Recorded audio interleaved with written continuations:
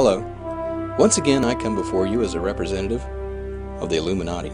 You may call me the Man. Well, I'm here today to answer yet another question from one of our viewers. Could you explain about Project Bluebeam? And I would be happy to. I cannot think of a more misunderstood project that the Illuminati is currently undertaking. And I can see why it's misunderstood, and actually it's partially our fault. So let me explain. Project Bluebeam, if you're not familiar with it, is apparently a project where we are supposed to project in the sky the return of a deity, or maybe a UFO or something like that. Something to bring the entire world together into a one world government, run by us, of course, the Illuminati. And if you've seen any of the rest of my videos, you know that that's just not the way that we operate. We're not so much about covert control as we are about influence. And that's actually worked out pretty well for us for the last 300 years, so we're not planning on changing that. But it is partially our fault that this information came to be, and here's the backstory on that, okay? At the time, in the 80s, when VHS was king, our tech guy at the time, Larry, not to be confused with Laney, of course, who is our tech guy now. Larry was giving a speech at the Bilderberg conference that year, and it was a technical speech on the upcoming transmission of course, movies and things of that nature. And we're very interested in movies. That's how we get our message across many, many times and try to influence the culture. So at the time, we realized that VHS tape was just kind of a stepping stone. We needed something better. Well, there was a guy in the audience who was very, very, very curious, and he kept asking a lot of questions.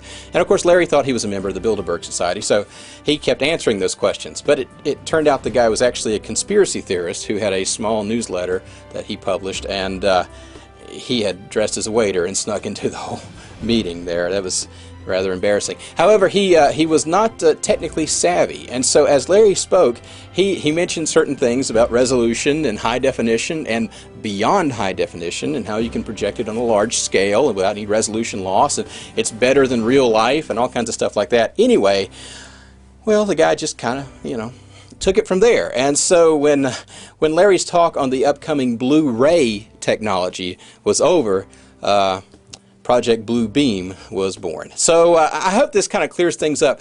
We can't do that. The technology to project a hologram into the sky that is, well, visible to everybody, and that it's just way out there. And we're not talking about a Tupac situation, of course, because that was a very controlled environment using 100-year-old technology. No, we're talking about something that, well, it's just impossible.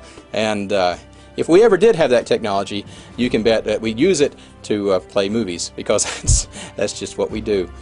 And commercials, of course. So anyway, I hope that clears everything up. If you have any questions, just leave them in the comment section below. And once again, let me urge you, the Anunnaki audit is still undergoing. So if you want to be nice to your neighbor, that would just be great. And when you see those chemtrails up there blazing in the sky, I wouldn't worry about them either. Just relax and breathe deeply.